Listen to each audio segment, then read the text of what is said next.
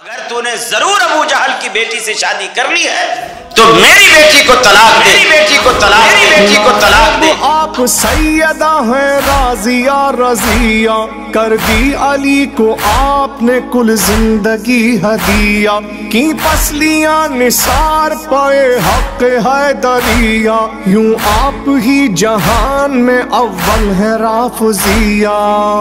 ما یقول مسلم کو صحیح لگا کر پریشان ہوگا، بخاری کے سامنے صحیح لگا کر پریشان ہوگا، صحیح بھی ہے اب کریں تو کیا کریں، زیادہ نہیں ایک حدیث جو حدیث حوض ہے، فرقہ ناجیہ کی حدیث ہے کہ حضرت موسیٰ کے 72 فرقے تھے، میری امت کے 73 فرقے ہوں گے، 72 کے 72 جہنمی ہوں گے، یہ تو صحیح السند حدیث ہے، ہر اہل سنت کا مفتی عالم مانتا ہے۔ بھائی آپ ہمیں چھوڑ دو، شیعوں کو چھوڑ دو، ہمارے لیے تو تم نے سوچ لیا ہے، تمہارے آپس میں جتنے فرقے ہیں، وہ بریلوی، وہ حنفی، وہ شافعی، وہ احمد، جتنے تمہارے فرقے ہیں، اور رسول کیا فرما رہے ہیں، ایک فرقہ جنتی ہوگا۔ اس حدیث کو پڑھنے کے بعد اگر کسی مسلمان کو رات کو نیند آ جاتی ہے، وہ مسلمان گمراہی میں ہے۔ اتنی خطرناک حدیث پڑھنے کے بعد تجھے سکون سے نیند بھی آ جاتی ہے، حالانکہ تجھے پتا بھی نہیں فرقہ ناجیہ ہے کون سا فرقہ، نجات یافت فرقہ کون سا ہے جس کو اللہ ایک فرقہ جنت میں جائے گا، سارے کے سارے نہیں جائیں گے۔ تبھی فرمایا علی انت قسیم النار والجنہ، علی تو جہنم اور جنت کو تقسیم کرنے والا ہے۔ کیا مطلب تقسیم کرنے والا ہے؟ فرمن یمت یرنی، جو مرے گا علی کی زیارت کرے گا اور دیکھنے کے بعد کہے گا یا لیتنی کنت ترابا، فاسق اور فاجر اور علی کے در سے دور جس نے علی کا ساتھ چھوڑا تھا، کہے گا اے کاش میں تراب ہوتا جب ابو تراب کو دیکھے گا۔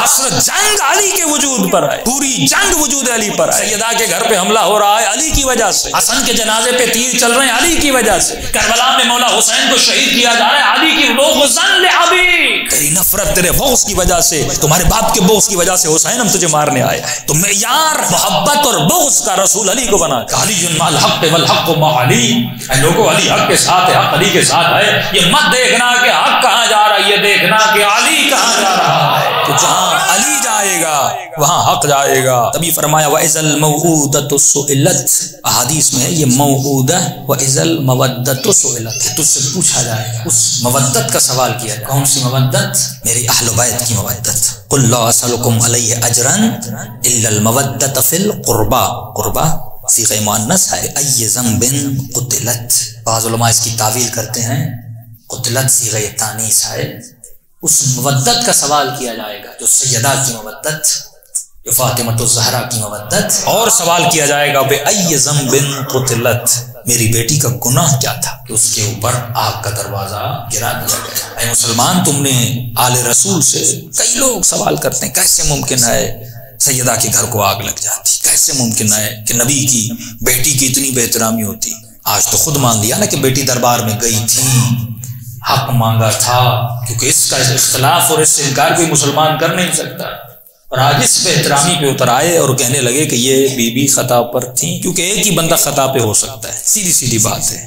دو دعوے دار ہیں نا، سیدہ کہہ رہی ہیں کہ میرے بابا مجھے دے کر گئے، مقابلے والا کہہ رہا ہے کہ نہیں، خطا پہ ایک ہی ہو سکتا ہے، دو تو نہیں ہو سکتے۔ یہاں پر بھی کہو گے یہ خطا اجتہادی تھی، یہ بھی جرت نہیں تھی کہ کہیں خطا اجتہادی تھی۔ ہمارا موقف ہے کہ سیدہ حق پر تھی، تمہارا موقف ہے مد مقابل والے حق پر تھے۔ وہ حق پر ہو سکتے ہیں جنہوں نے 40 سال کے بعد اسلام لائے، اور جس نے رسالت کی گود میں علم میں پرورش پائی۔ انہی چیزوں کا امت سے سوال کیا جائے گا کہ اے مسلمانوں، فرمائے جب سیدہ زینب بھی پیدا ہوئی، بیوی کے لیے تو رسول نے کہہ دیا تھا، یہاں تک جب جناب زینب پیدا ہوئی، مولا علی کی بیٹی جناب زینب، رسول نے فرمایا مسجد میں منبر پر بیٹھے تھے، علی اپنی بیٹی کو لے کر، مولا علی لے کر گئے، رسول خدا نے گود میں لی، مجمع کو دیکھ کر کہا کہ اے میری امت، میری اس بیٹی کا احترام کرنا۔ کیوں کہہ رہے ہیں میری اس بیٹی کا حیا کرنا؟ بغض اہل بیت آج آپ کو آشکار نظر آ رہا ہے۔ میں کہتا ہوں کچھ نہیں، زیادہ نہیں، 10 منٹ سوشل میڈیا کے لیے نکالو، 10 منٹس فار یور امام، اپنے دین، اپنے مذہب، اپنے عقیدے کے لیے 10 منٹ نکالو۔ وہ کتابیں، وہ حوالے، آج ہسٹری کو عیاں کرو، ہسٹری تھی کیا؟ انشاءاللہ کل کی مجالس میں زیادہ گفتگو کروں گا۔ بہت سارے بہتان اور الزامات لگے ہیں اہل بیت پر، اور اسپیشلی مولا علی پر کہ فاطمہ بضعۃ منی، یہ بیٹی میری جگر کا ٹکڑا ہے، من آذاہا فقط آذانی، جس نے اس کو تکلیف دی اس نے مجھے تکلیف دی۔ حضرت فاطمہ رسول اللہ صلی اللہ علیہ وسلم کے پاس افسردہ، پریشان، گویا رونے جیسی حالت میں اللہ کے رسول کے پاس آئیں، اور آج ان کا ایک مولوی کہتا ہے یہ تکلیف علی نے دی تھی۔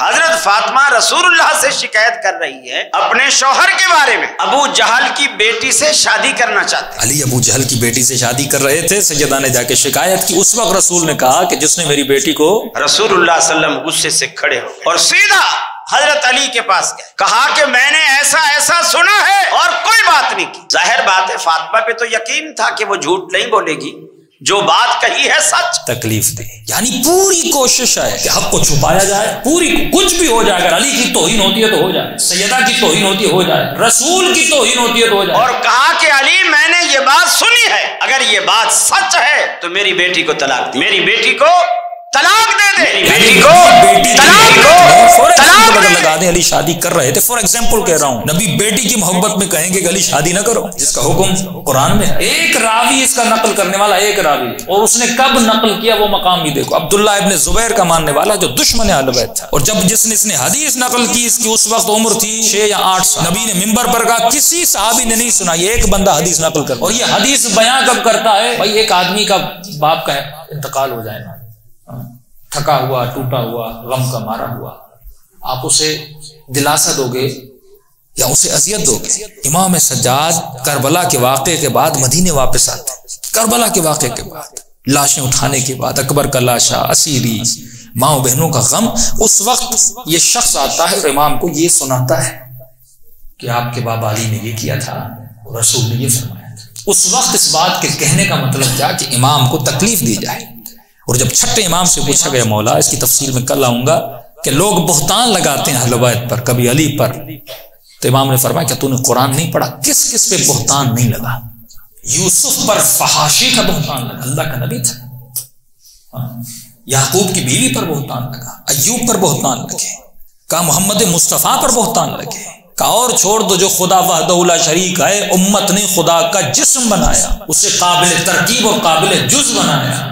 تو فرمایا تعجب نہ کرو کہ اگر علی پر بہتان لگے، کیا تم نے قرآن کی آیت نہیں پڑھی؟ انما یرید اللہ لیذھب عنکم الرجس اہل البیت ویطہرکم تطہیرا، جو ان کے قریب بھی رجس کو لاتا ہے وہ خود رجس بن جاتا ہے، قیامت تک لعنت کا حقدار بن جاتا ہے۔ تو میرے عزیز، تجھے کمپلیٹ براءت کرنی ہے اس سسٹم سے، اس سسٹم سما سے آپ کے آنسو ہے قیمتی، پھر بھی تماچے مارنے آگے بڑھا شقی، ان ٹوٹی پسلیوں کی قسم دختر نبی، ہم سن رہے ہیں آپ کی فریاد آج بھی، صبت علی مسائب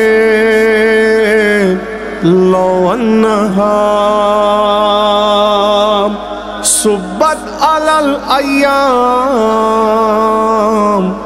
سرنا لیالیا، یا لہا من امت، یا لہا من امت ذنبہم معظم ظالمی کی فاطمہ،